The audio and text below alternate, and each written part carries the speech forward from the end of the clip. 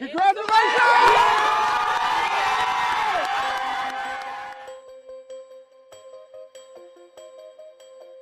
got to start working and looking like we're a twin city, you know what I mean?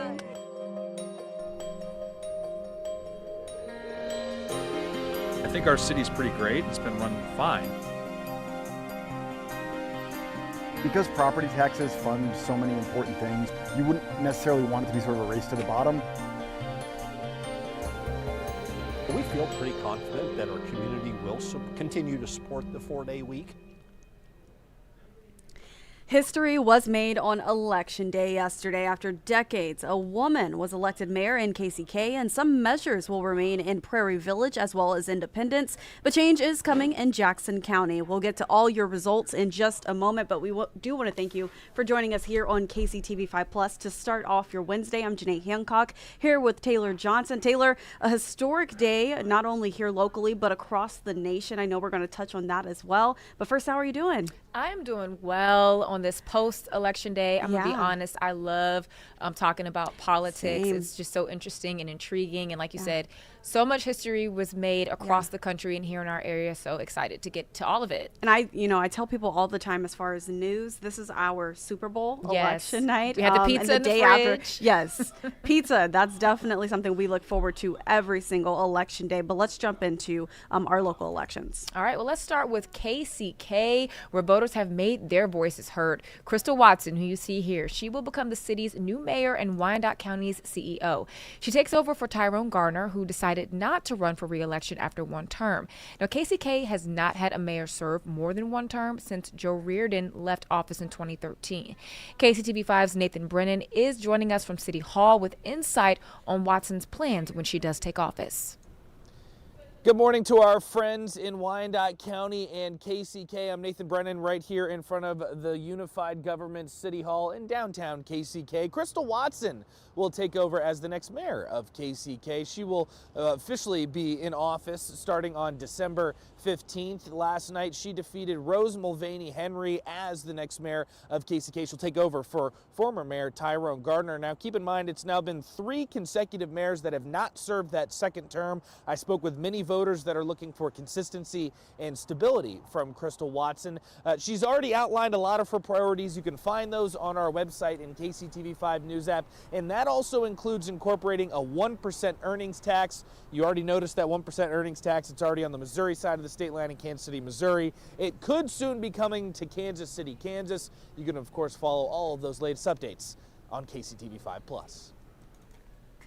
And now moving along to the mayor's race in Overland Park, Kansas. Kurt Skoog has won another 4 years in City Hall, defeating Faris Forsadi by a 40-point margin. Both candidates ran for mayor back in 2021. Skoog will now get a second term in office. And keeping in Kansas, let's turn to Prairie Village, where the city is going to keep its mayor-council form of government. Now, this question was put on the ballot after a successful petition drive. People were unhappy about the government's rezoning efforts and spending on City Hall.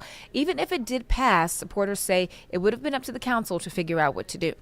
And in Independence, voters said yes to a 4-day school week. It was first approved by the board back in 2022, but some state lawmakers opposed it, then passed a law requiring larger districts to take the issue to voters. The district says it has been able to attract new teachers and keep staff because of the shortened work week. It'll stay in place for at least the next 10 years. And also in Jackson County, voters delivered an overwhelming yes to make the assessor an elected position instead of appointed. But this is not an immediate change. The current assessor is still in her role. That's Gail McCann-Beatty.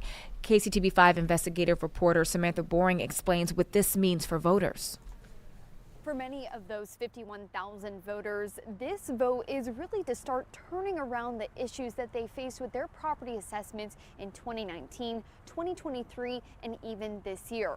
Currently, Gail McCann-Beatty is the Jackson County assessor. She was appointed by then Jackson County Executive Frank White Jr. in 2018. So here's what this does. This changes the Jackson County Charter to making the assessor an elected position, but this isn't the last step. Next year, all of Missouri will vote on the same exact thing, but instead to change the state constitution. That will decide if all counties, including Jackson County, should have a county assessor election. Last night, Jackson County Legislature Chair Deron McGee sharing a statement about this effort. He says he was proud to sponsor. He shared in part, quote, "By electing our assessor, residents will finally have a direct say in how property is assessed and how their tax dollars are managed.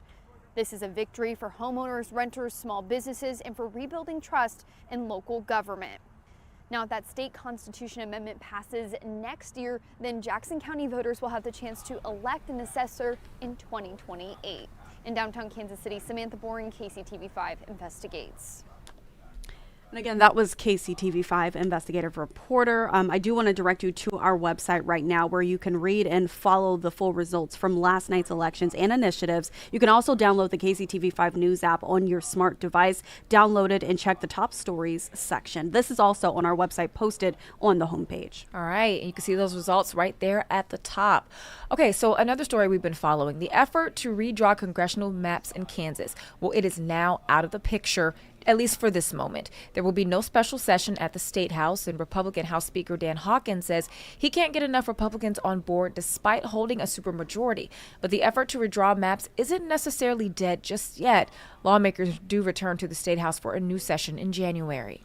The federal government fails to end what is now the longest shutdown in American history, 36 days and counting. There's now mixed messaging from the White House about paying SNAP benefits. President Donald Trump insists they won't be paid out until the government reopens. That's despite a court order mandating the use of emergency funds to make at least partial payments. But the White House press secretary reversed course. She says the administration is following the court order, and as of right now, SNAP benefits will restart, but will only be partial payments, which could be delayed. And while Washington officials figure out when families will get that relief, thousands here in the metro are struggling, and it's Kansas City's local content creators who are using their influence to help those families get food on the table. KCTV5's Gabby Luma joins us with how influencers are putting their creativity to work for a great cause. I'm KCTV5's Gabby Luma. Content creators and influencers across the Kansas City area are stepping in to help those in need with the SNAP benefit funding delay. Now, here's what they're doing. They are making videos such as this one, and they are posting them on TikTok. They're asking their followers to watch the video for at least 1 minute. You can see that stopwatch here, but also they're asking them to like, comment, or share, just interact with that post so they can get earnings. All of those earnings, they say, is going straight to local food banks such as Harvesters here. They're also asking anyone throughout the community to do their part and try and help any way you can, whether that is donating money, donating canned food items, and dropping it off at any Harvesters bin at grocery stores across the Kansas City metro area. There's also plenty of businesses jumping in to help as well, such as Roots KC. They're holding an in-store food drive. Again, that was KCTV5's Gabby Luma reporting. Local businesses and nonprofits are also working to assist families in need due to the government shutdown. KCTV5's Chandler Watkins went to Amethyst Place, which helps women and children in the metro who rely on SNAP. Amethyst Place helps single moms and their children recover from generational substance use, trauma, and poverty. They provide safe housing and access to basic needs. Right now, they help 69 families, and almost all of them rely on SNAP benefits. These are all single moms who have, an average of 3 to 4 children and are just overcoming being unhoused. And so you can imagine they're in a pretty precarious position financially. Sarah Knopf-Amalong is Amethyst Place's Director of Strategy and Growth. She says SNAP benefits allows the moms they help provide for their children while going to school and getting back into the workforce. We're standing in our food pantry right here.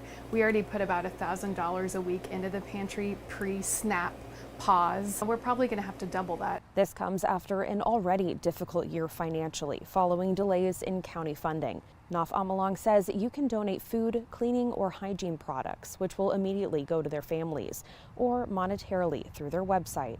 Reporting in Kansas City, Chandler Watkins, KCTV5 News. Well, copper thefts, they're skyrocketing across the metro, from churches to truck yards. And now Jackson County Prosecutor Melissa Johnson is sounding the alarm. Their new focus is cracking down on these thefts. KCTV5's Gianni Navarro reports from Waldo, where families have dealt with this issue. There are 3 downspouts there that were taken. Rainbow School in Waldo knows the pain and headache of copper thieves all too well. It was over $8,000 worth of damage that we had. They were hit last August multiple times. Each time they came back for their copper gutters. Rainbow School's building manager Dina Smith says they went months without them and says it takes a toll. We would hope that people can understand that these are financial burdens for this church and our school that don't have deep pockets to recover those costs. They took the battery cables to the section. She's not alone. More recently, we spoke with a business in the Northeast Industrial District who is still recovering from thefts, which they say won't stop. At Jim Hawk Truck Trailers, thieves broke into the business, stealing copper wiring and tools, costing them tens of thousands of dollars. Copper wire thefts are absolutely taking over. According to Jackson County Prosecutor Melissa Johnson, copper thefts are the highest they've ever been. From 2018 to 2025, there's been about a 3,000% increase, which is why they're sounding the alarm. And that's exactly what we're doing. We're talking about it. We're raising awareness. We're working collaboratively with law enforcement. And yes, we are charging these cases at a very, very high level. Johnson says accountability is key. This year in 2025, we have charged 87% of all copper wire theft cases submitted to our office for consideration. 2 along this side of the building. They did. Back at the Rainbow School, Smith says she's glad it's being taken seriously. I would just hope that they would be able to take the evidence that can be handed over to them and try to take more action. Alrighty, and moving along with your local news headlines this morning. If your bills are set up on auto pay, we do have a safety alert for you. You may receive a text message about payments if you haven't already. That sounds urgent. It warns you that your auto payment didn't go through, but it could end up with you giving away your personal information and losing your money. Scammers are sending messages like the one you just saw there on your screen, including your name, a link to process the payment, and they'll use words like urgent or immediate to get you to act fast without thinking. The advice from experts this morning is to delete the message right away. They want to try to psychologically kind of manipulate you, and then they could start asking you questions such as personal information regarding your finances. Depending on the bait and how big the hook is, some folks might go for all of it, and we've had that happen. And if you receive a text message like this, always log into your accounts and see if there's a real payment problem. You want to also look up the number, not the one in the text message that you received, and call customer support. All right. And I guess with that, we are going to take a break. We have our weather update coming up with Warren Sears. I hear we got a cold front that's going to be coming soon. Oh, not looking forward to that. We're taking a live look over the Country Club Plaza. Get out and do your errands. Get out and get your errands complete today while you still can. He'll be right back after the break.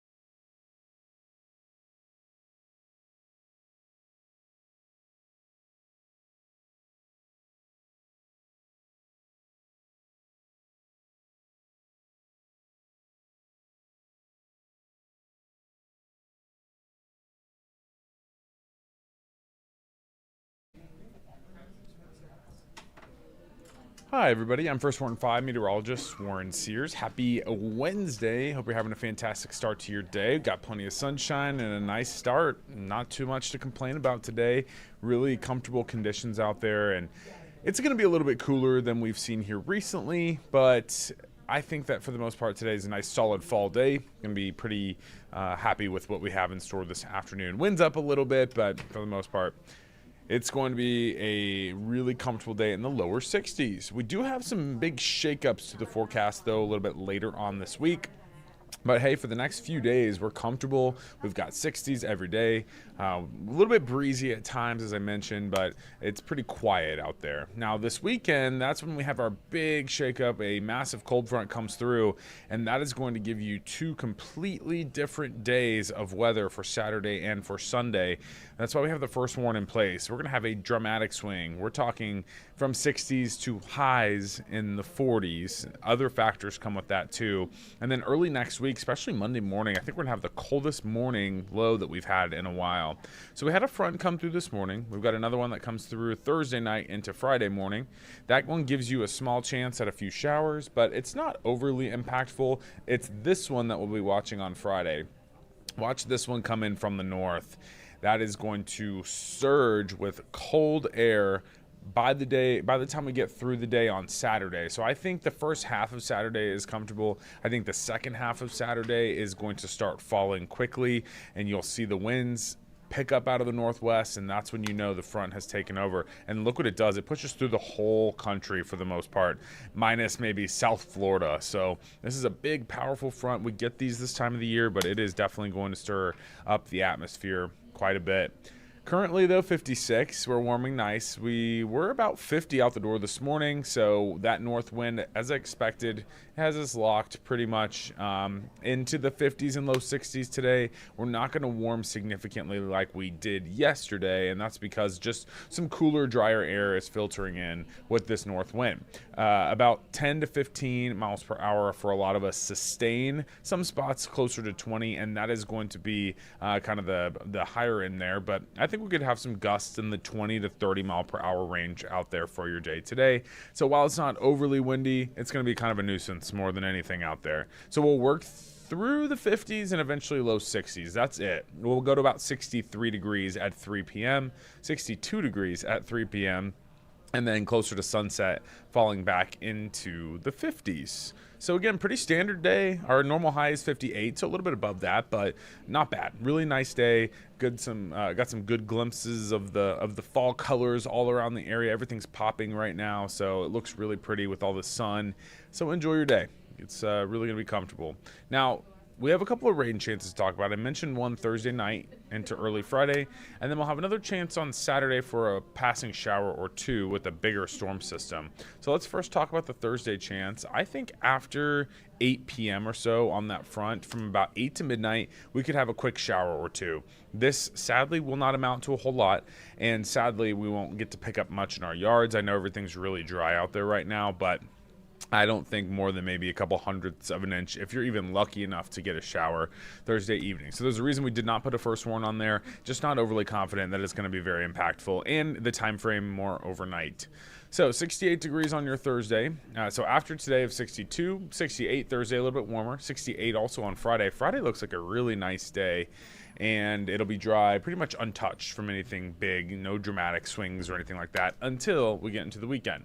Now, I mentioned Saturday is a warm start, but let's time out that next cold front here after we get through that chance on Thursday there. All right, let's time out that next cold front, the bigger front. So here's Saturday morning, 6 o'clock, could have a shower, a random shower or two. I think we'll be in the warm sector here. The air will be pretty saturated, so we might have some cloud coverage around. Pretty damp out there to start Saturday. Through lunch, we'll be on the warm sector, and then by the time we get into the, I would say, early to mid-afternoon, that's when our computers are suggesting the strong cold front will start to kind of kick in. And you'll be able to tell in your area as soon as the winds shift. So you'll have a southerly wind turning then west-northwest. As soon as that happens wherever you're at, that's the sign the front's there, and it will start falling. So I know 63 on Saturday sounds nice, and part of the day will be pretty solid, but later in the evening, the front kicks in and it's just not going to be a nice evening. So we're going to have some really big changes with your evening forecast on Saturday. You can see the strong winds taking over, the cold air rushing in on the backside of the storm system. And look across Iowa. There might even be some snow up there this weekend. A little wintry mix. Maybe the northern part of the state could have a little snow. I'm not worried about that at this point for our area. But if this tracks south at all, then that's something we could be talking about. But at this time, I don't think that it is a possibility. So generally, we're looking at a small chance for a few showers Saturday, 63 degrees. It's going to be pretty windy out of the south, eventually turning out of the northwest once that cold front comes in. Then on your Sunday, the first warn is in place. It's cold, it's breezy. Even though your high is 41, it's not going to feel like it. Your wind chills will only be in the 30s in the afternoon. So let's talk about wind chills, because this isn't something that we've really had to talk about a whole lot lately. I think that when you wake up Sunday morning, that most of us will feel like we're in the 20s, and then by the afternoon on Sunday, our high temperature of 41 might only feel about 33 degrees. Some spots to the south a tad warmer, some spots to the north a tad cooler. Generally, this is a chilly day. You will want the heavier coats. You'll need the heaters. I mean, we're talking lower 40s, blustery conditions, and wind chills in the 30s. But it doesn't end there. Look at your Monday morning as you wake up to start that new work week. Teens across the board for your wind chills. Feels like temperatures in the teens. Again, feels like temperature, your wind chill, is when you factor in the wind and your actual air temperatures. There's a formula, and that spits out what it feels like to us, because the wind blows away the heat from your skin. So you actually are not able to, generate much more of your own heat, and it strips it away from you. So it feels a lot colder to your body when it's windy like that and colder. So that sadly is going to be a factor Monday morning. We're going to potentially even need to give ourselves a little extra time, maybe no bus stops, things like that. Maybe we could, either really bundle up or drive to school on Monday. It's going to be mighty chilly. Let's also talk about Sunday at CPKC Stadium.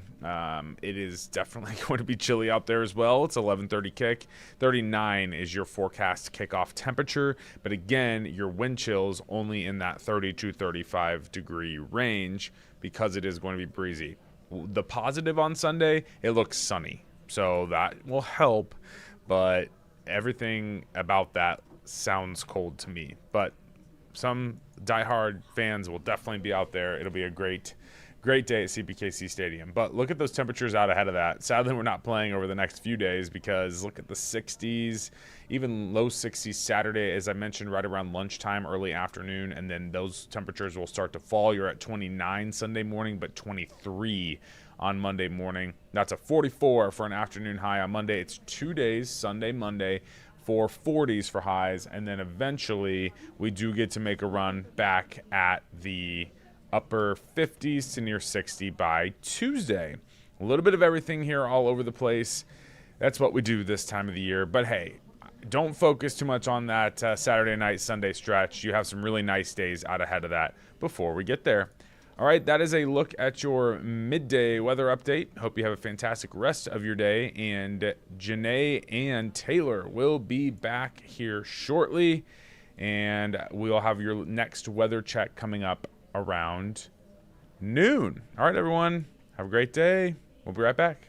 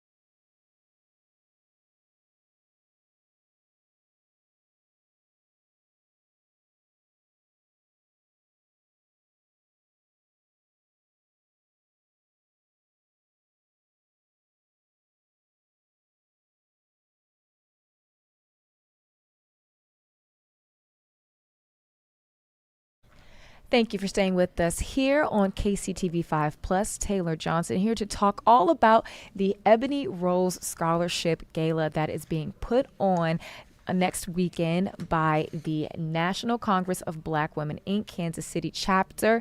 And the theme is Rooted in Purpose, Rising in Power, all about empowering our young Black women here in the Kansas City community. And here to talk with us all about it is the NCBW chapter co-founder and gala co-chair Felicia Tyler and MC Angela Wildflower. Thank you so much for being here with us, ladies. Good morning. Thank you for having us. So excited to have you here. Next weekend looks like it's going to be amazing. So just tell us a little bit first about the history of NCBW. Well, the National Congress of Black Women, Kansas City chapter, is a local chapter of the national organization, and it serves as a 501(c) nonprofit civic organization concerned with the social and political upliftment of Black women and girls. Our co-founder, Shirley Chisholm, she became one of the first national presidents in 1984 after running for her presidential campaign as the first African-American woman to run for president. That's awesome, and such an incredible legacy as well. And so I do want to ask you, Felicia, we were talking a little bit offline just about your involvement with the organization and how you helped to kick this chapter off 12 years ago. Yes, 12 years ago. It started out, there were 10 founding members, and our founder, actually Sylvia Stevenson, this was her great idea. She inspired us all to join her in her efforts. And so just thinking about civic engagement and advocacy for women and young girls and actually trying to get a seat at the table. Yeah. And we're in a time, the day after an election, a local election here and then also in other parts of the country where civic engagement happened. So how do you all promote civic engagement and trying to get people excited and just informed about getting out and voting and staying informed about what's happening in their local and national politics too? So we have advocacy workshops and voter registration and outreach. We also sponsor memberships for young girls. So ages 13 to 17, we sponsor their memberships to the organization to give them opportunities to promote education and training beyond high school through financial support and scholarship opportunities. And speaking of scholarship opportunities, I know that the gala in large part is about scholarships and raising money so that women and girls can go to college. So just tell us about the gala itself, how that came to be, and also what we can expect next weekend. I don't know how the gala came to be. But I know that it is going down this November 15th. Yes. Saturday, November 15th, downtown Marriott. I am so honored to be the host of this year's event. I'm a proud graduate of Spelman College. I grew up in Wyandotte County, and I believe in dreams, in goals, in scholarships. So when I was asked to do this, it was a no-brainer to get on board and help these women bring this vision to life. So this gala is great. All proceeds go to the scholarship fund, and they are giving scholarships to children across the county, from Wyandotte County to Jackson County and abroad. So these are our children, and for them to wrap them up, their dreams up, and say, hey, tonight is the night we're dedicating to you. So that's what Saturday, November 15th will be, downtown Marriott. We are coming to dress to impress. It is black tie. So that's always fun to put on your best and come out and celebrate the excellence that is right here in our city. Yeah, and we're looking at past years here in these photos, and everyone just looks so beautiful. I mean, who doesn't love a good opportunity to dress to the nines, but for a good cause, right? Absolutely. I was able to attend for the first time last year as a guest. So it is absolutely a beautiful experience. It is excellence just like they have promoted. And it's beautiful watching all of that excellence in a room, knowing that everything we poured into it is going into the future, into our kids, into our communities. and we are excited to invite Kansas City out to get your tickets. I want to let you know we're going to have a cocktail reception, live entertainment. I'm actually a singer, vocalist. I'll be there. I'll not only host, but I'll sing a couple things as well too. We'll have a live DJ. There's a live band. There are raffles, and we're giving away some good stuff. There are some trips, some new edition tickets. The new edition tickets. That's a good one. Somebody with that. We are going to have a good time. There'll be a live auction, of course, we're eating, and we're just celebrating the excellence in this city. So I hope to see you there in Kansas City. Yes, and Sylvia, for you, you mentioned that this gala got started the year that the chapter was founded, which I think is really awesome. So what does it mean for you to see how this gala has grown over the years and the lives that it has impacted? This organization has really grown in size and outreach.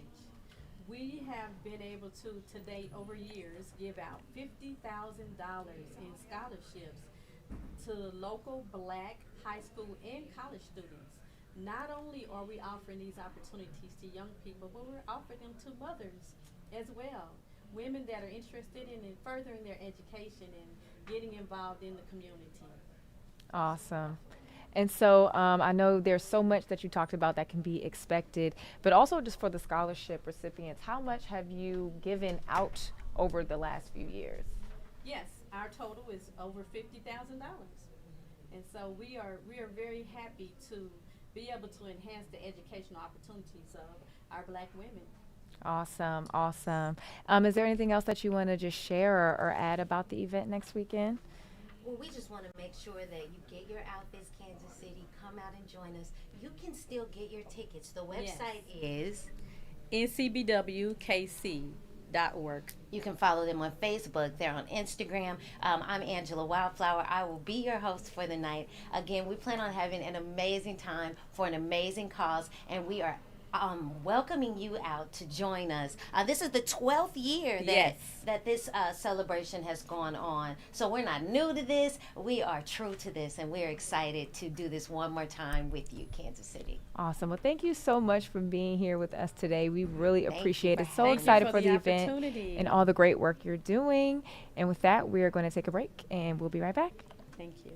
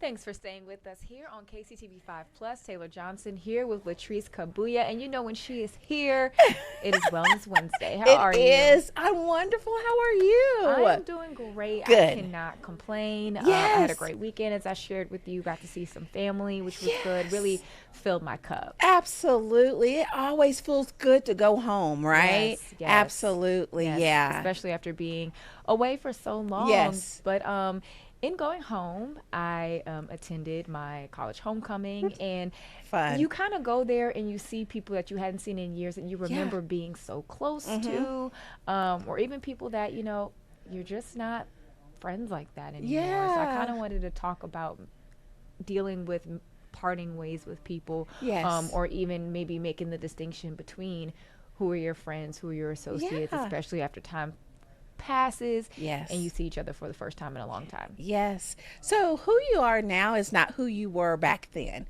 So things changed. Your belief systems may have changed a little bit.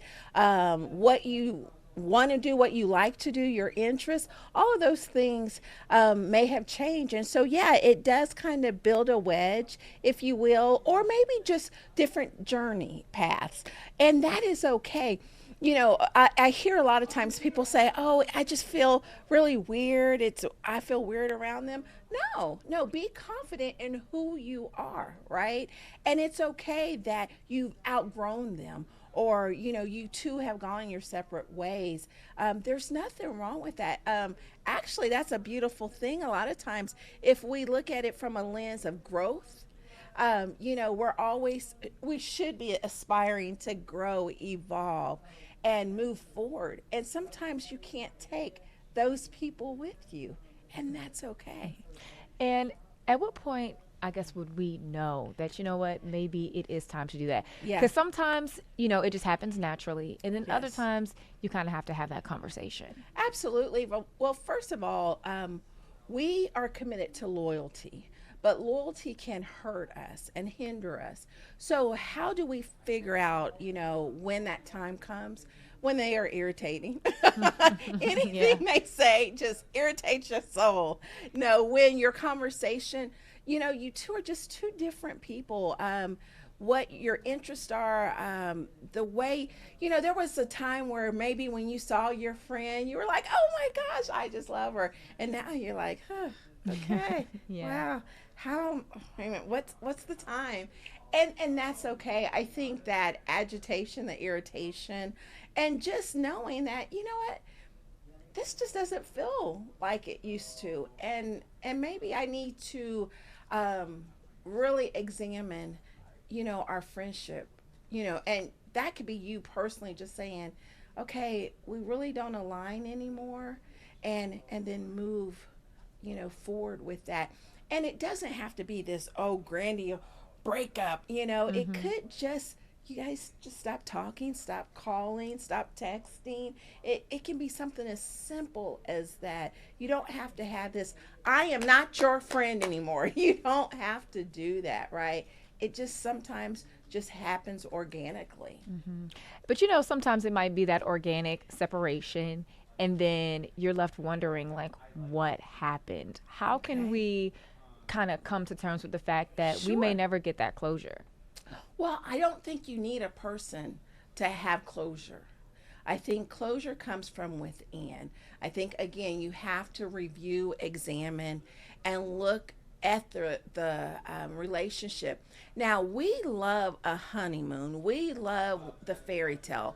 So sometimes our memory, our nervous system thinks about just the highlights, everything that is good. But no, you have to bring everything in as you're, you know, reflecting on the relationship. And then from there, you're going to see those pit holes that got bigger and bigger and bigger. And at that point, you realize, you know what? I'm not that person anymore. And this just does not align with who I am currently now and who I'm aspiring to be. So that's my closure. This doesn't fit me anymore. This does not fit my space and who I am. And that's your closure. It doesn't have to be, you know, sharing or talking to someone, because sometimes you never get that. you know? And so what do? You have to go ahead and do it yourself. I mean, we are powerful beings, right? And so we have to, really reflect, this isn't working. It's not working, and I have to move forward. Now, that doesn't mean you can't grieve, because when you lose something, grief sets in. And so you want to grieve, you want to feel all the feelings and emotions, and it's okay. And then start your healing process. So be honest. I miss, and don't say I miss the person. Say I miss maybe this part of our relationship or that part of the relationship. I had a friendship that was 30 years and we had to part ways. And at first I was like, oh my gosh, but what about all of this? And then I really reflected and I was honest, and I was like, especially that last 15 years, it was based on loyalty. Don't allow loyalty to keep you stuck. Yeah. Don't allow loyalty to keep you in something that you need to be out of. And in my own personal experience, I don't know if it was necessarily loyalty, but in another friend that I was talking to, they were like, maybe you should extend that person some grace, give them another chance. Okay. And then, and it lasted a couple years too long. Okay. So you're saying that it sounds like you two just outgrew each other, or did the individual do something to you? So something had been done. Okay. But then a couple years later, I saw the same thing again. And that's when I was like, that's repeat pattern. We're not playing with that. Let's go ahead and move on. All right, yeah. Until the behavior. Apology, a true, sincere apology is when behavior changes. And if that behavior don't change, then we have to decide, okay, this don't feel good. This doesn't feel right. So let me put a boundary. I can forgive you, but I'm going to put a boundary until you're safe again. You can't be in my intimate. You can't be in my community, right? And that is okay. And we have to really be okay with that. And I know that is not preached a lot. We're just supposed to take it because, oh, they didn't mean it or this or that. No, forgive them. I do believe in forgiveness. The power of forgiveness is beautiful. And also, that doesn't mean that they're welcome back into your intimate. I call it the Holy of Holies. Yeah. No, those are for my special, safe people. And you're not safe. So you can't be here. And that's okay. But when I see you, I can say, hey, how you doing? And keep it moving. And that's absolutely all right. Yeah. And so even comparing this to maybe like romantic relationships, when you part ways with a person, how do you kind of gear yourself up to be open again? Oh, I love that question, man. That's work. Because you're vulnerable, you're open, and you're exposed. And then it doesn't work. And this is what I would say. Do the work. Be open, exposed, vulnerable again, right? But learn from it. What can I take away from this relationship and do better or fix or not tolerate or add to? It's no secret. I am in my second marriage, my last marriage, promise. But we've been married 23 years. But I had to really reflect and examine in my first marriage what worked, what didn't work, where I had fault. I know that's hard to believe, but where I had fault. Latrice is perfect. Thank you. And then know what I needed to do differently and what I wouldn't tolerate. What were red flags that I would not ignore anymore? Because you do not allow a situation to cause you to close the door. Right? And I'm going to tell you, if I had let my first marriage do that to me, I would not be married for 23 years to the best human in the world. Right? So I had to take that risk, faith, make some changes, definitely reflect, heal, and I'll say it one more time, heal. And then I think I saw things with a different lens. So my picker was different, my thought process was different. And in that, it allowed me to find love again, but not just love again, but the love that I have serves me. I serve it, but it serves me well. And so I would say to that person, don't give up. Don't let one bad apple spoil it for everyone else. If you want love again, if you want that opportunity again, it's there. Do the work, heal, reflect, do all the things that is necessary. Pull the good things that came out of the relationship and the things that need to be changed, whether it's from within or whether you know what to look for, and try it again. Yeah. Try it again. But you'll be wiser, you'll be smarter, and enjoy the journey. Love is beautiful. Love is beautiful. I love that. Do the work and enjoy the journey. But thank you so much, Latrice. Absolutely. It's always a pleasure to have you here with us Absolutely. every week, every Wednesday. Be sure to never miss a Wednesday and the gems that Latrice has to drop. Thank you again for joining us. Thank you. All right, and so as we continue on KCTV5 Plus this morning, we have a look ahead to our election coverage. Stay tuned for that.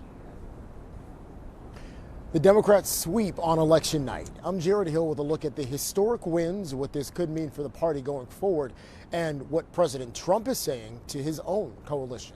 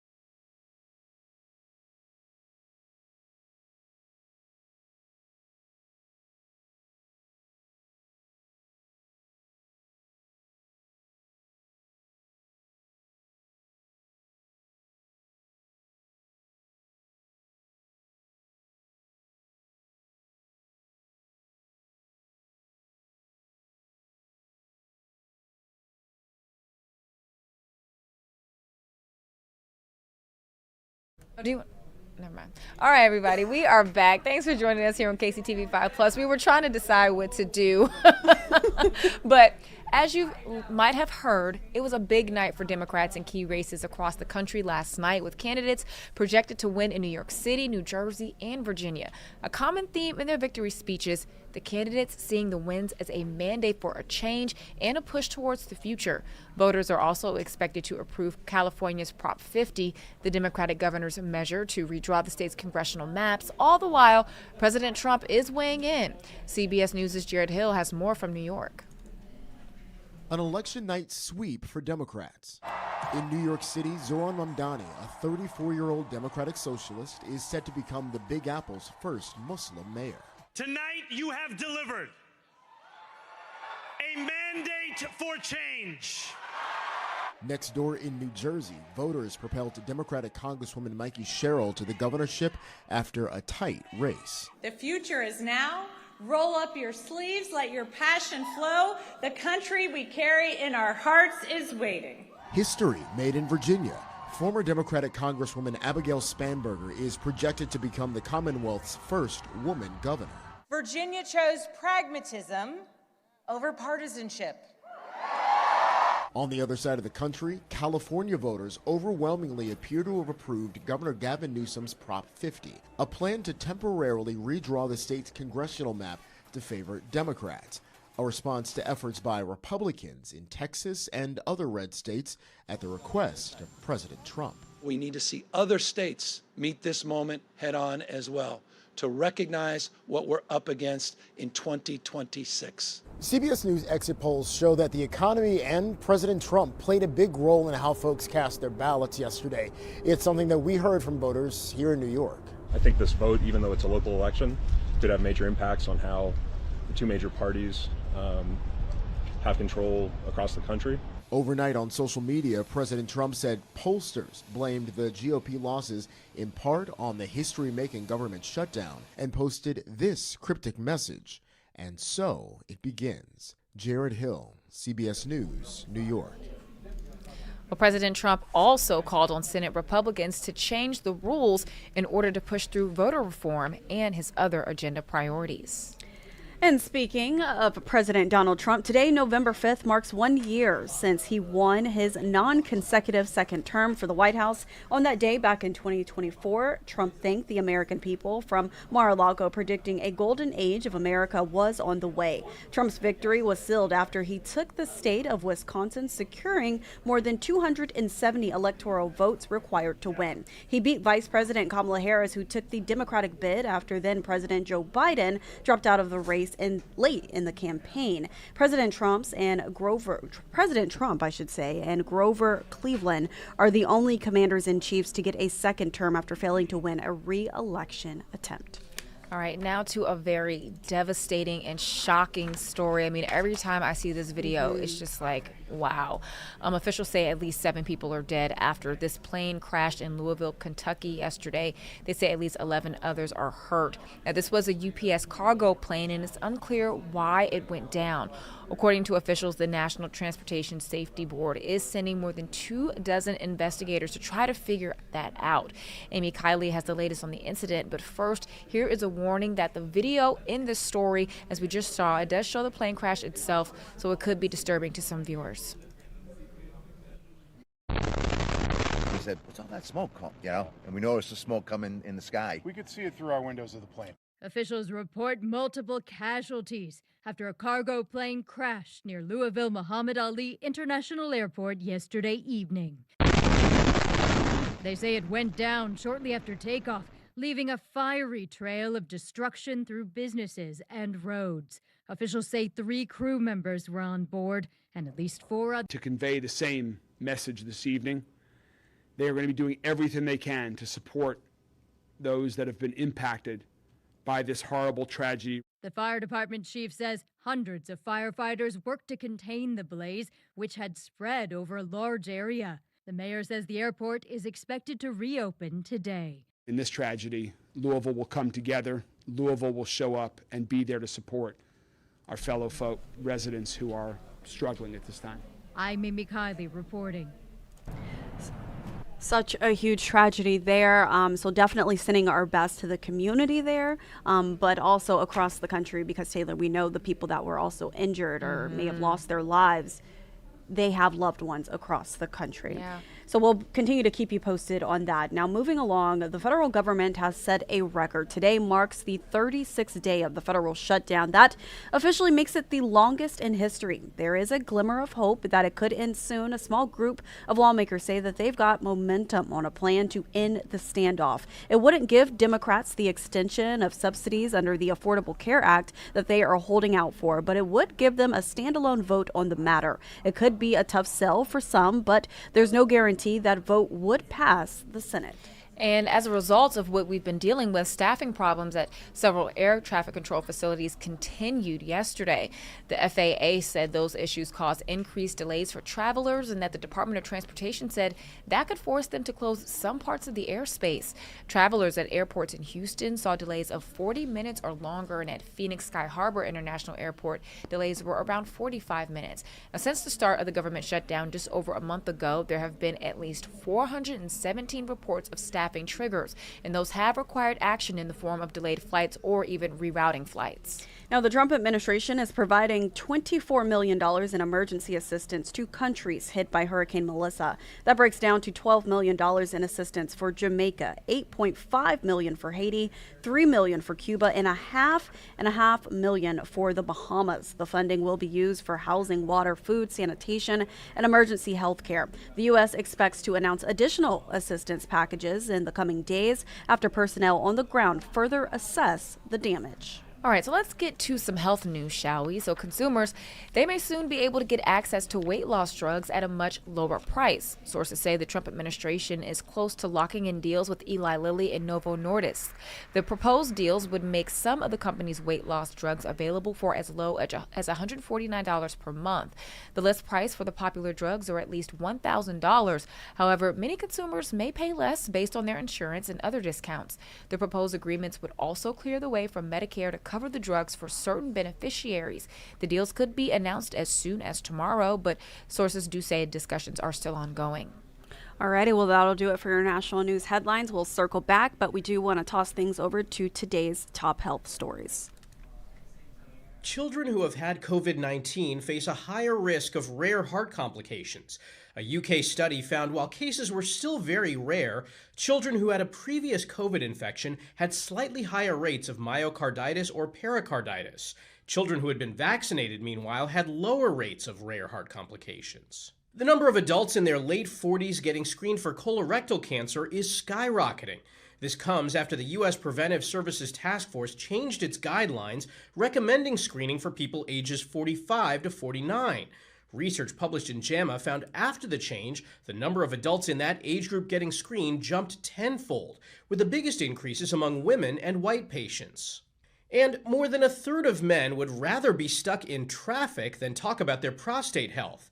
An Orlando Health survey shows even though prostate enlargement affects 60% of men 60 and older, 38% of men said they'd rather endure stressful situations, like sitting in traffic or watching their favorite team lose a big game, than talk about their prostate health.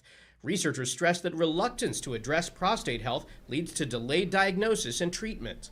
Those are some of the day's top health stories. Michael George, CBS News.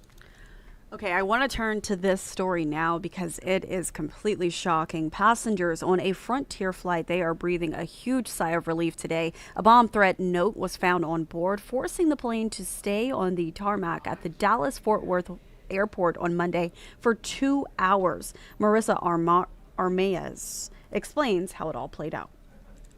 The last chance to fess up to that. Worry and confusion erupted on a Frontier flight at DFW Airport on Monday after a pilot announced a note was found in the lavatory saying there was a bomb on board the plane. Super nervous, very scary, not knowing if it was real, if it was a prank. Feeling a little scared, like maybe the bomb threat could be real. The plane was traveling from Denver to Dallas, arriving just after 9 a.m. Moments after touching down, the pilot notified passengers of the situation, immediately grounding the aircraft.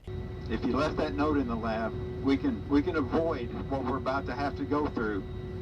If you'll just admit it Otherwise, we're going to have to we're going to have deplane and have a full search. It's not going to be pretty. Within minutes, the plane was swarmed by law enforcement vehicles.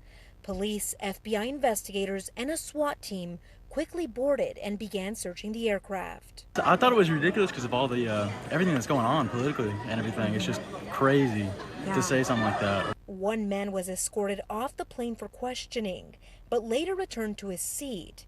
Both Frontier Airlines and DFW Airport confirmed the incident, saying law enforcement determined the threat to be non-credible. We've been cleared to go to the terminal now, so we start the engines up and heading over there. However, tonight, some of these Frontier passengers say the experience has left them shaken. We're all just trying to get where we're going here, and especially everything being as tense as it is in America right now, it's the last thing we need is false bomb threat claims. Yeah. Now's your last. Now, authorities have not said if anyone has been charged in this incident. All right. Well, speaking of flights, but on a more maybe positive note, I don't know how happy people are going to be about this. I'm stressed about it, Taylor. Stressed. The holidays are coming, and so time is just about up if you want to get those flight deals for Thanksgiving and Christmas. That's according to Kayak, a travel company. The best time to find those savings on holiday air travel is generally from mid-October to early November. And for the lowest fares, Kayak suggests flying out for Thanksgiving on Monday the 24th, and for Christmas, the most affordable day to fly domestically or internationally will be Christmas Eve. Interesting. Yeah. So holiday travel, it did set a record in the U.S. last year, and this year it's forecast to surpass those 2024 levels. I feel like that's the theme every year. Every year it's more and more people traveling. Yeah. But America's travel industry could use a boost from a holiday rush. The U.S. Travel Association estimates there's been a loss of $1 billion in consumer spending every week since the government shutdown started on October 1st, which I guess makes sense because people are worried that, they might get stuck or they can't get where they need to go. And fun fact, so my family and we used to go to Texas every Christmas when I was a kid, and we would always fly out Christmas Eve or Christmas Day. Yeah. I guess my parents said it was the cheapest, but then also it's probably the easiest day to fly because so many people nobody's doing avoid it. that day, Yeah. right? Yeah. And so the airports are completely, but now that we say this, a lot of people are going to try and Be like, fly oh, out well, Christmas Eve, actually. Christmas. We're all thinking the same way, but I need to get my tickets, and I always Yes. wait till the last minute. Time is So running out, Janae. those deals. And I'm not driving you there. I know. I don't want to drive myself.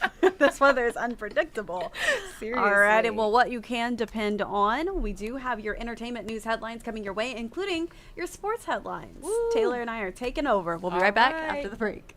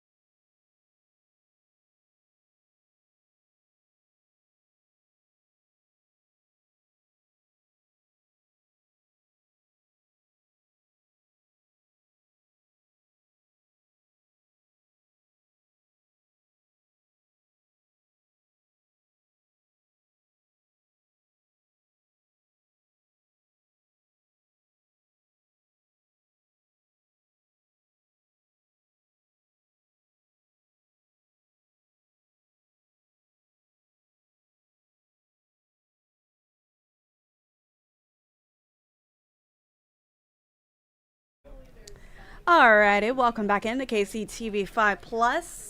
Taylor, we're doing sports. Let's do it. The Chiefs decided to stick with their current roster after making no trades at yesterday's NFL deadline. General Manager Brett Veach had until 3 p.m. yesterday to make deals, but the team ultimately chose not to add any new players. Chairman Clark Hunt had suggested that the Chiefs might be active, saying they're usually aggressive at the deadline. Now the focus shifts to getting the most out of their current players for the playoff push. All right, and speaking of which, we have the Chiefs' upcoming schedule. You see it right there, and you can watch their next 3 games right here. Well, on KCTV5, because this is KCTV5 Plus. But in Week 11, they are traveling to Janae's hometown before coming back to Arrowhead to face the Indianapolis Colts in Week 12. And then on Thanksgiving, they're going to Dallas for a date with the Cowboys, and I hope they beat them. I can't stand the Cowboys. They're playing the Broncos. That's what we're looking forward to next, Taylor. Yes. I'm sorry. I just had to get that out. We'll chat more about it once we get a little bit closer. Alrighty, so this is something that I'm looking forward to that's happening this weekend. You can get an up close look at history this weekend. Titanic, an immersive voyage, is opening at Union Station. KCTV5's Gabby Luma takes us behind the scenes of the exhibit. Stepping into the world of Titanic, that's exactly what you can do right here at Union Station's newest Titanic exhibit that'll take you on an immersive voyage. The infamous ship takes center stage at Union Station, complete with over 200 treasures from the Titanic itself. Though you won't sink or swim, you'll get a look at what it was like to be a passenger on the infamous vessel, as the exhibit takes you through recreated rooms such as the Grand Staircase. And I got an up-close look at some of those rooms and pieces, including a real piece of sheet music from the leader of the ship's band that was found on his body when he was recovered. And that's just one of the many historic pieces the exhibit has to show. One artifact collector says he hopes everyone can enjoy the story that means so much to him. I hope people get a sense of what a really magnificent ship this was, and also how many different types of stories we have of different people. They're still putting the finishing touches on the exhibit. It'll open on November 8th. Reporting from downtown Kansas City, Gabby Luma, KCTV5 News.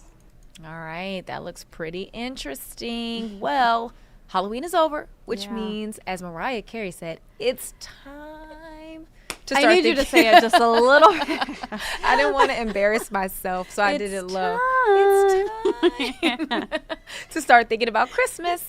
Spencer Gifts, which owns Spirit Halloween, is opening up 30 Spirit Christmas stores across 12 states. A company spokesperson says all of the stores should be open within the next week, and customers will be able to find decorations and stocking stuffers, as well as getting your picture taken with the man himself, Santa Claus, which we already did because he came to the station. Oh, he did. Yes, I forgot he about did, that. with his bells on. As long as Santa Claus is coming to town, Santa Claus is already here. He is here. He came through. So some of the stores, they will open in existing Spirit Halloween stores, which were all over our area, and then others will be new locations, and then the stores will be open through the end of the year. Well, Taylor, I will say I hope it looks a little bit better than this. I was going to say, why they gotta do this? This the banner just thrown over the Halloween spirit. Lazy. They deserve better. No, but this is cool. We've talked about this before. Spirit Christmas. Yeah. I've been trying to visualize how I want to decorate the outside of my place. Yeah. Because I have like a little extra patio space. And a funny story, where I used to live, where I used to live, I had put some lights on the balcony, and when I moved, I couldn't get them off, so I left them there. Oh, great. Great for the next person. And now they're stuck with it. Now it's their issue. Okay, so we do want to keep with the holidays. A unique piece of fashion once seen on the big screen can be yours for the right price. All right. The green wool tunic with the white fur collar that you see here on your screen and cuffs worn by Will Ferrell in the famous film Elf is going up for auction. The costume features a pair of yellow fleece-like stockings and a pair of black leather shoes with curled up toes, as you can see there. There's also a green pointed hat that has a yellow pleated sash and red feather. Bidding for the Buddy outfit ends on December 5th, so literally a month from today. Elf was released back in 2003, 2003, and many Wow. entertainment critics have since deemed it a classic Christmas movie. And I think I just saw there, Taylor, what, makeup still on the t-shirt? Yeah, and then on I'm the trying collar? to, and I'm like, oh, okay, a Calvin Klein T-shirt, cool.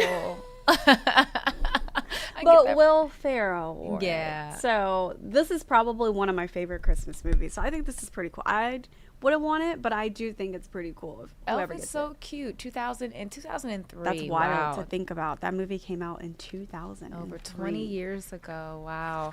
Okay, You can so walk around with those, Taylor, around the studio. those look too big for my feet, actually. I have little dainty feet. So here's another sign of the holiday season, for me at least. Coca-Cola. You know, they used to do like the polar bear commercials. Well, they are rolling out a special treat for the holidays. It's called Coca-Cola Holiday Creamy Vanilla. It's the first limited edition holiday flavor for Coca-Cola in 5 years. The Atlanta-based beverage company says the drink is infused with, quote, smooth, creamy vanilla flavors that capture the joy of the season.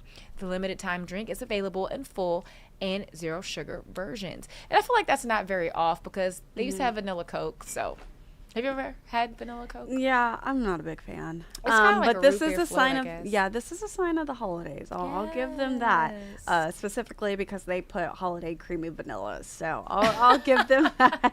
I love just their commercials. I just won't be partaking. No. All right, but I will be partaking in this. Hopefully, I was hoping someone would bring some Where are the donuts? This is a day that most of us can eagerly get behind. Today, November 5th, is National Donut Day, and apparently the newsroom didn't get the memo. No. The popular pastry comes in all kinds of forms, whether it's frosted or filled or with sprinkles on top. It is likely sure bet your neighborhood has a donut shop that people gravitate to. I know that there's one down the street, Fluffy's Donuts. Yeah, And that then there's one. Lamar's. Yes, Lamar's. That's the one Gail King's always talking about. Yes. So the history of the term donut actually dates back to 1808. That is the earliest record use of the word in a short story Boston Times article. You can celebrate Donut Day by stopping by your favorite local store and maybe bring a box into the office for your coworkers. If you are a KCTV5 employee and you're listening, we would love some donuts There's today. still time. Taylor and I will be here for another 30. Yes. There's still time. Or put one on our desk. My favorite donuts are not in this area, though. There's a grocery store back in Maryland called Shoppers, and they have these, like, massive donuts. I mean, they are huge and thick fluffy. and fluffy. Yeah. Oh, I love them. And we love those. And they're fresh. They're fresh. We love that. Yes. I do love the donut shops that they just stop selling when they're no longer fresh. Oh, because I don't want a donut that's been sitting there for a while. When that Krispy Kreme light is on, Yes. I'm like, let me flip the car around. I feel like when I get as I have gotten older, I'm not a big Krispy Kreme person, just because they're so sweet. Yeah. No shade to Krispy Kreme. I like just Still a little good. glaze on the top. Yes, I am a know. glazed donut person. I do though. love glazed I donuts. cannot stand. No jelly. No, when there's like filling, I cannot. I'm like, I'm not eating this. Have you ever had a donut, but it's like a croissant? Yes, Oh, I my have. goodness. So, Oof. okay, we're hungry. All right, here is your Hollywood Minute. I wanted to work hard and make them happy at home, and that's all I wanted out of it. He's been doing that for 35 years, and AARP has noticed. Adam Sandler is this year's Career Achievement honoree at the Movies for Grown-Ups Awards with AARP. He'll be honored at the annual ceremony January 10th in Beverly Hills. I was looking for the right way to say it, and you just came right out and said it. The Gotham Awards are saying it. Kate Hudson and Hugh Jackman capture Neil Diamond's music in Song Sung Blue. They're set to receive the inaugural Gotham musical tribute at the 35th annual Gotham Film Awards ceremony December 1st in New York. The film opens in theaters December 25th. I am so proud that she and her family are our family. And I am so proud to say to you that Marlee Matlin is going to receive this award. Marlee? Marlee Matlin received the inaugural Icon Award at this year's Media Access Awards, which honor disability inclusion in front of and behind the camera. Matlin's longtime friend Henry Winkler presented the trophy. The 2025 Media Access Awards with Easter Seals premieres tonight on the PBS app and on PBS stations across the U.S. November 15th. In Hollywood, I'm David Daniel.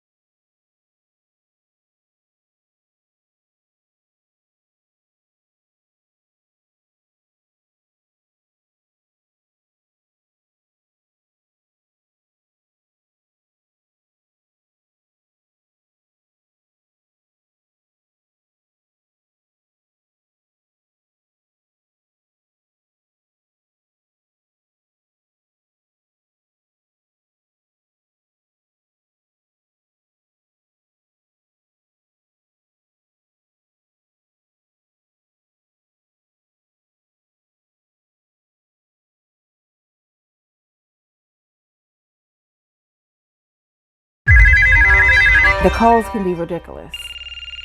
They just call in at all times on the day. They just want the money. They don't care what time they call you, how many times. You know, they try to act like they're your friends or family. Hey, Kiana. How much money are we talking about? Was it $5,000, $6,000? I would say I probably was like $40,000 in credit card debt. Shortly after her divorce in 2020 was the beginning of Kiana Blake's debt downfall. I was trying to figure out how to navigate what was mine, what was his. We separated and I went from 2 incomes to 1, but just about the same amount of bills. So they just started calling me. So I had so many cards that I had like an Excel spreadsheet. If it's highlighted, it was a credit card that I was trying to work on paying off. But the interest rate, like the lowest one on here is like 22%, 27% interest rate is crazy. Clearly I signed up for it, but definitely crazy. I had track of what my balances was, what my payments was, and when they were due, and it was kind of in order. Because how else would I manage it? It was so many. Mentally, what does that do to you when you're getting, especially the aggressive ones, the kind of threatening debt collector calls? I would say it stresses you out. It almost makes you, kind of want to comply. More aggressive ones, you probably tend to pay first because, they're going to call you. Blake is not alone. Millions of Americans face mountains of debt, which, when unresolved, lead to nonstop calls from debt collectors. And while legitimate debt collectors have the right to call, experts tell us many still blur the line on what's ethical versus harassment. The Fair Debt Collection Practices Act, or FDCPA, makes it illegal for debt collectors to harass or threaten you when trying to collect on a debt. For example, collectors can't generally do things like threaten violence, use obscene language, or repeatedly call someone with the intent to annoy them. When Blake needed assistance, she turned to Naomi Peden, the senior housing counselor with Money Management International. It helps consumers like Blake to resolve and manage their debt. Well, it can be very deceitful. The first thing that I always tell people is initially, before you make any arrangements, any agreements with anybody, you ask them to send you validation of the debt in writing. I'm not talking to you. I'm not going to engage in any kind of conversations with you until I can validate. Debt collection reports from the Federal Trade Commission show that calls are surging, from 219,000 in 2024 to over 278,000 so far this year. That's around 27%. And 41% of consumers reported receiving calls for debt they did not owe, or found the calls were abusive and threatening. They think that because the person is coming off aggressive, they feel threatened. They feel like I have to make the decision at this moment. And that's just really not the case. The stress of owing also leaves the door open for bad actors to swoop in, taking advantage of debt and the anxiety surrounding it. Investigate TV combed through 15,000 consumer complaints made to the Consumer Financial Protection Bureau, dating back 10 years, about frequent debt collection calls. We found most of the complaints surrounded credit cards, medical debt, auto, and payday loans. One person wrote in part, "They call from an unknown number and then a normal number and then a blocked number again to make it seem like it's not them." Another stated, "Over the span of 2 weeks, I received 26 calls to my cell phone from a debt collection company. I do believe it is considered harassment. I would like the calls to stop and to pursue legal repercussion in regards to this harassing behavior." I think under CFPB rules, more than 7 in a week is considered excessive. Danny Karen is a consumer attorney, law professor, and author. He's had his own battle fighting with debt collectors in the courtroom and recently settled a case for $7.5 million dealing with these exact problems. When does it become illegal? It's illegal when a debt collector crosses the line, when they do certain things that the FDCPA says they can't do. They call earlier than they should, they call after they should. They threaten, they lie, they say the debt is worth more than it is. They say they're going to sue you. Certain ugly things that border on harassment or are harassment are things that often check or trigger the FDCPA and can trigger a federal case. After nearly 3 decades in the industry, Karen says what consumers need to know the most is that they have rights. Debt collectors can come after you. They just have to act legally and work within the guardrails. There's no problem with a debt collector pursuing a debt, and if you have a debt, you ought to pay it. Or if you can't pay it, work out a payment plan. But it's when the debt collector crosses the line, or I shouldn't say debt collector, the third party on behalf of the debt collector crosses the line is when you get into FDCPA issues. So how are things right now, Kiana? Are things looking up? How are they right now? I would say things are definitely looking up, from about 40,000 to probably like 13,000. So I should have that paid off in the next year or so. That's a tremendous difference. I mean, my credit is higher than it's ever been. It's over 700, which is a blessing. She's ditched the spreadsheet and now has words of inspiration sprayed throughout her home, reminding her that just because you're in a financial hole doesn't mean you can't climb out of it. And have the calls stopped? Absolutely, because I'm not behind on anything. My credit score is over 700, so it's like no reason to call me.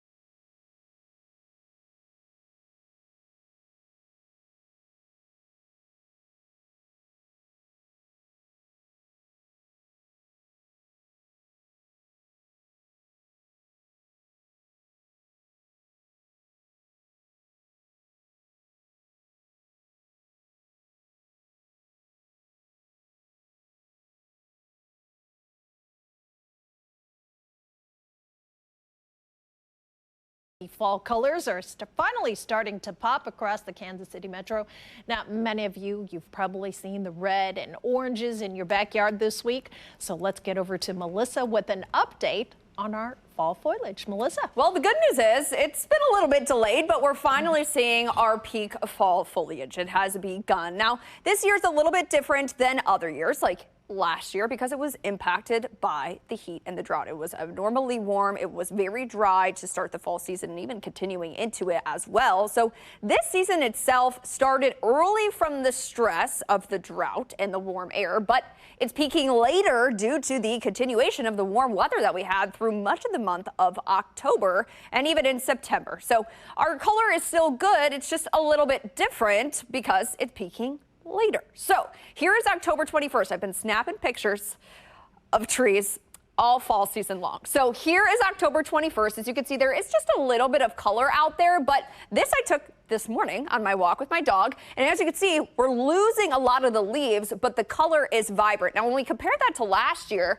October 22nd, full red trees are out there. And really October 26th, just a few days later, we started to lose some of that color. So usually we do peak around the last week of October. It's just a little bit later this time, but you have to get out and look at the the fall leaves now because winds are going to pick up this weekend, and likely we're going to lose a lot of those leaves as well. Sharon, to you. Yeah, I was out this morning with my dog and just marveling at just the beautiful reds and Yes. oranges. All right, thank you, Melissa. And hey, we want to see those fall colors. We want to see the fall foliage in your neighborhood. All you have to do is just snap a picture or video and then send it to us on our website, KCTV5.com. Just click on the Submit Photo tab.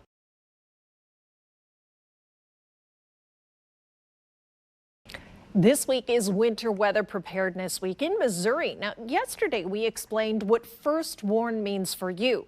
So today we're going to look into the dangers of ice and what you can do to keep your family safe. So let's get you back over to Mike. Mike? All right, Sharon. Yeah, this is Tuesday, day 2, ice storms and ice safety. What we're going to take a look at are ice and what it means on your house and on the power lines. First, let's start with the weight of ice on homes. We'll start with just showing you how much a quarter inch, a half inch, and an inch puts, how much weight per square foot. You're going to wonder why square foot. I'm going to show you that in just a second. But you can see a quarter of an inch of ice, 1.4. 2.5 pounds, and then 5 pounds per square foot, an inch of an ice. This is on a 1,500 square foot roof. So the weight it puts is about 2,000 pounds, a quarter inch. So that's about the size of a small car. Just less than 2 small cars, a half inch of ice will put 3,700 pounds, and then an inch of ice will put nearly 7,500 pounds of weight on your roof. The good news, most roofs can withstand about 20 pounds per square foot. So adding snow, though, that doubles to triple the weight. That's when things get a little dicey, and you may want to push some of the snow off your roof if you can. How about power lines? Quarter inch of ice, about 140 pounds. Now, this is an inch thick power line that's about 300 feet long. We jump up half inch of ice to 280 pounds, and then about an inch of ice, just to keep things consistent, 750 pounds. So you're like, okay, when does that blue flash happen that tells us that we just lost power? It happens with only a quarter inch of ice. And Sharon, it could be even less than a quarter of an inch of ice depending on how fast the wind is blowing, because that also adds weight to that power line and causes it to fail.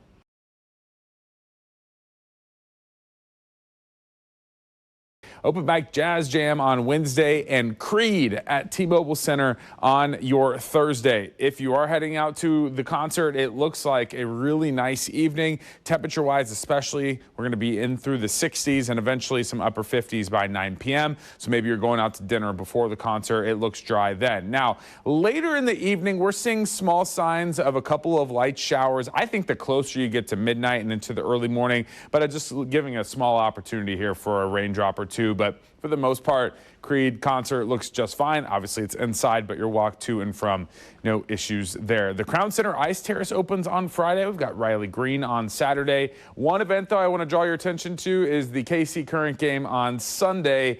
We have some massive changes to the weather. The next 5 days or so, really comfortable. The first half of your weekend, Saturday, really comfortable. But with this game being played on Sunday, we have a big front that comes in really Saturday night and the Sunday morning. That brings your temperatures from the highs in the 60s to the highs only in the 40s on Sunday. And I think that kickoff temperature at 11:30 is going to be right around 42 degrees. We should see some sun out there on Sunday, which is nice, but that wind persistent out of the northwest, 10 to 20 miles per hour. So definitely get those teal layers ready to go.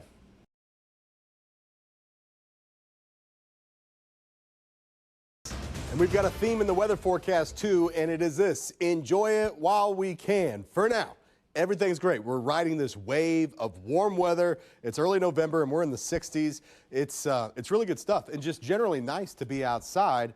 But we're first warning you, this is going to come to a screeching halt by the end of our weekend. Sunday, we have a cold crash. We've got a biting wind on top. This is going to be our coldest front so far this season. So let's show it to you.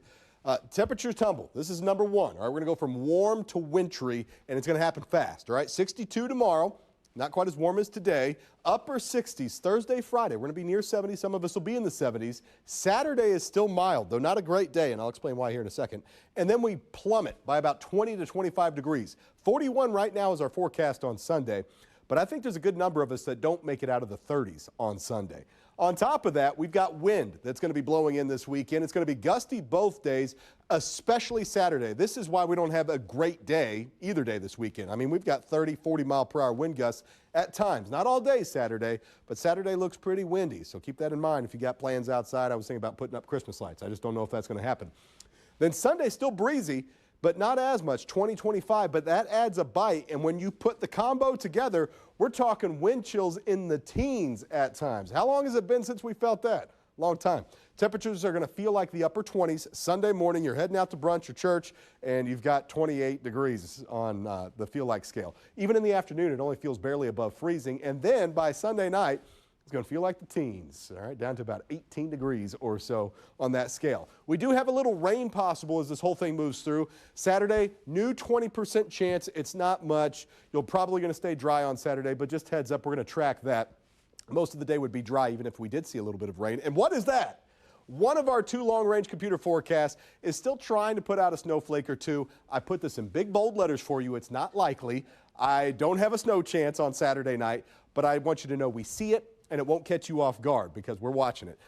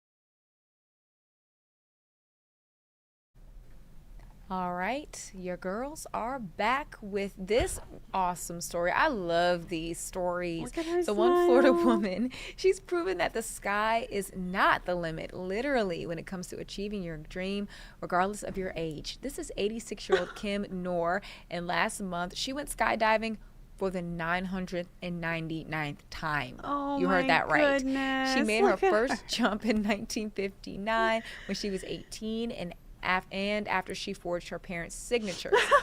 North stepped away from the sport in 1967 to raise her family, but later returned to the skies in 2003, and that is when she set a new goal of reaching 1,000 jumps. She plans to make that milestone jump this week in Lake Wales, Florida. We are rooting for you, Kim. Oh my goodness. I can relate to her because I'm putting myself out there. So when I was in the 3rd grade, I had gotten a bad behavior report. Okay. And I cannot, my cursive is bad as an adult. So then as a child, I tried to forge my mom's signature and I got in so much trouble. Oh my goodness. So I hope that she didn't get in trouble. My mom scared the living daylights out of me to the point that I was like, I will never do this again. As you should. She said she was going to call the cops on Oh my goodness. I am so happy for her. Yes. I love stories like this too, but just seeing her smile. Yeah. I just have a soft spot. She's so brave. Yeah, I have a soft spot for people her age who go out and continue to accomplish their goals. Like they're not letting anything stop them, right? No. So definitely love this. And then, I mean, it's also encouraging young kids to keep going regardless of your age or what's holding you back, what you think is holding you back. So there's no age limit. The sky is not the limit. You're apparently. as young as you feel. Yeah, that's what love I take it. from So that. cheering her on. Go You said she's Kim. going to be jumping this week. This her week in 1,000th Florida. jump. Yes, so we are sending her our I best. can't even do one. Girl, I am afraid of heights, so she's better than me, but love this. Alrighty, well, Kim. that'll do it for your news headlines today for KCTV5 Plus to start off your Wednesday. We'll meet you right back here tomorrow, 10 a.m. to noon. We're going to send you over now to our noon newscast. We're just a few minutes away. Have a great Wednesday. Bye.